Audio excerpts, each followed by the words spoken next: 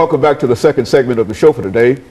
We're talking about the attack on America, and Alana is giving us a dramatic portrayal of some of the things that happened, and we've tried to encourage her to sort of move it on because we have some other things we'd like to talk to her about. Let's pick up where we left off, Alana, about this attack on America. Okay, so 5 minutes after the first plane was hijacked, another plane got hijacked. Then when the first plane was hijacked, it was supposed to be going to Pennsylvania, but for some reason it turned around and went all the way to Manhattan. Nobody knew that they were purposely trying to crash it, because when the first plane hit the 105th floor of the World Trade Center, they thought it was just an accident, but when the second plane hit, they found out that it was purposely going into the World Trade Center. So then the second plane, which was going to London, I believe, that turned around and went straight. It went straight to Manhattan, but the first plane was going from the left, and then the other plane was going from the right. So the first plane was crashed into the 105th floor. If you were outside, you could hear the screams of everybody just trying to save their loved ones. So the second plane crashed into there.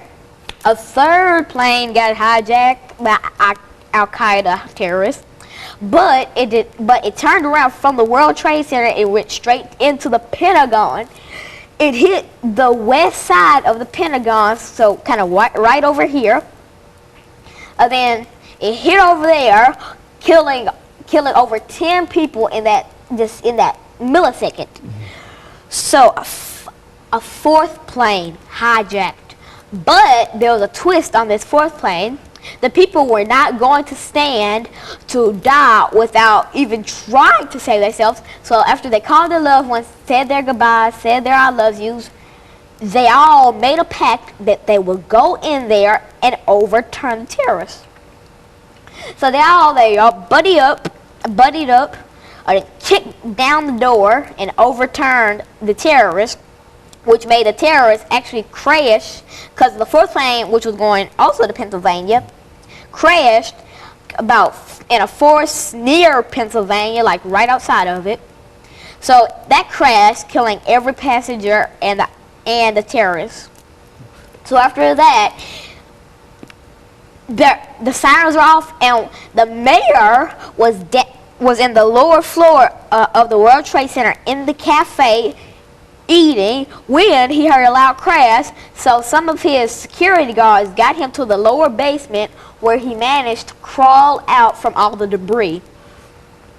Then the president had to evacuate his house with his kids. Luckily, they weren't even home, so everybody evacuated the White House, because they feared that the next place that they would strike would be the White House. So to this day, people still believe that they will try and get now to the state capitol or the White House, but I fully believe that they will not succeed. Now, here's a story of one of my teacher's friends whose father looked for a job. So he was going to catch this plane when he had missed his plane, and she was very upset because he really needed that job.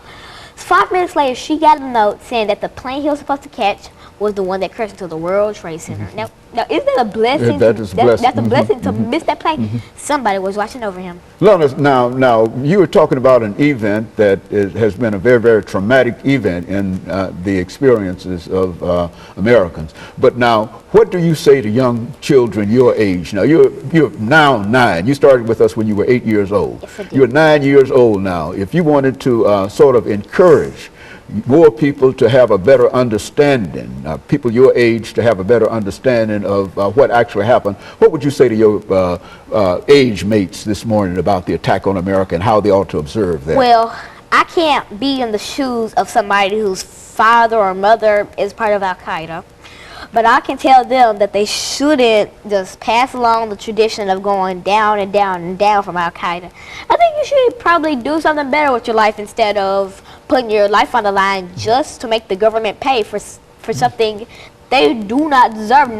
Nobody deserves to die, so I don't ever want a kid to think that somebody deserves it enough to die, even if being bullied. Nobody deserves to die.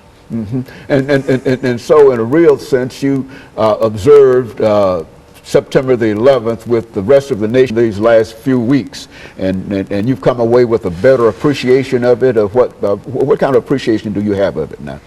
I've seen kids go, nah, that's nothing to talk about. Well, it's really a serious issue because kids don't take this seriously enough, because this is a part of their heritage.